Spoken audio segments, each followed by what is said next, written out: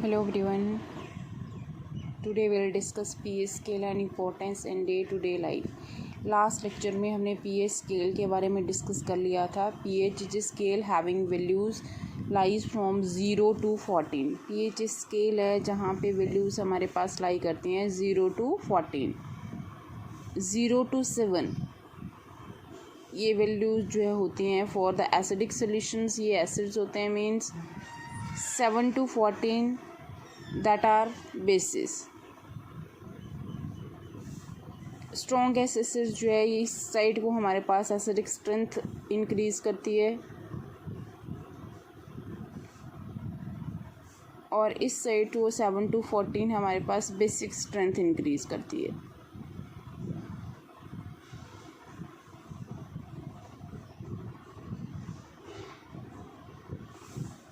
And 7 is the value which is for the neutral solution जिनका ना ही acidic character होता है ना ही basic character. That are called as neutral solutions. Now let us discuss its importance in day to day life. First one is regarding the plants and animals. पहले हम animals की बात कर लेते हैं. एनिमल्स लाइक ह्यूमन बीइंग्स हो गए, ठीक है, दूसरे एनिमल्स हो गए. हम सारे के सारे जो है वो एक ऑप्टिमम पीएच के ऊपर वर्क करते हैं. हमारी बॉडी जो है पूरे के पूरे केमिकल रिएक्शंस को एक ऑप्टिमम पीएच के ऊपर जो है बहुत अच्छे से वर्क करवा सकती है. अगर वो जो पीएच होता है दैट इज़ स्लाइटली बेसिक, अगर वो पीएच जो है चेंज हो जाए हमारी बॉडी का, तो हमारी बॉडी के जो बायोकेमिकल रिएक्शंस होते हैं लाइक डाइजेशन हो गया, ये कोई अदर केमिकल रिएक्शंस, ये क्या होते हैं बायोकेमिकल रिएक्शंस, ये क्या हो जाते हैं, ये स्लो डाउन हो जाते हैं. ठीक है, दैट्स वाई कि हमारी बॉडी एक ऑप्टिमम पीएच जो है चेंज के ऊपर जो है वर्क कर सकती है. जिसमें अगर एक नैरो चेंज आया कोई प्रॉब्लम नहीं है, लेकिन अगर बहुत चेंज आ जाए तो जो है हमारी बॉडी के रिएक्शंस बायोकेमिकल रिएक्शंस क्या हो जाते हैं, स्लो डाउन. सिमिलरली प्लांट्स को किसी भी एक पर्टिकुलर प्लांट को ग्रो करने के लिए एक तो एनवायरमेंटल कंडीशन चाहिए, नेक्स्ट जो है कंडीशन चाहिए सॉइल की. जो एक पर्टिकुलर प्लांट होता है, जैसे हम जो है किसी भी प्लांट की बात करते हैं, लाइक एप्पल की बात करते हैं, तो वो बहुत ज़्यादा जो है जहाँ पे गर्मी पड़ती है उस एरिया में जो है कम होता है. मैंगो की बात करते हैं जहाँ बहुत ठंड पड़ती है, सर्दी पड़ती है, उस एरिया में वो क्या होता है, कम. तो environmental condition as well as किसके ऊपर वर्क करता है, pH of soil. By the use of fertilisers जो है कई बार जो है सॉइल काफ़ी ज़्यादा एसिडिक हो जाती है, तो उसके लिए जो है फार्मर्स जो है एक प्रोसेस करते हैं that is called as liming of soil. वो जो है लाइमिंग ऑफ सॉइल का मतलब क्या है कि वो जो है सॉइल में कुछ बेसिक सब्सटेंसेस जो लाइम वाले हैं, जैसे हमारे पास क्विक लाइम हो गया, having formula CaO, slaked lime, having formula CaOH twice,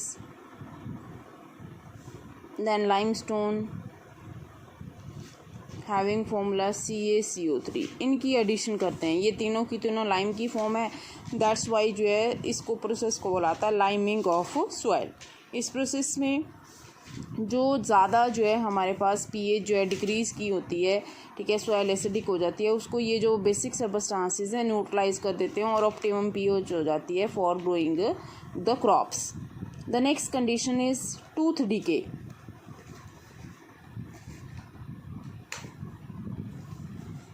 जब हमारे माउथ का पीएच जो है बिलो 5.5 हो जाता है तो टूथ डीके स्टार्ट होता है, जिसमें हम बोलते हैं, जिसको नॉर्मली हम बोलते हैं दांतों का कीड़ा लगना. वो एक्चुअल में क्या होता है, जब हमारे माउथ का पीएच लेवल बिलो 5.5 हो जाता है तो टूथ डीके स्टार्ट होता है. जो टूथ एनिमल होता है दैट इज़ कैल्शियम फॉस्फेट,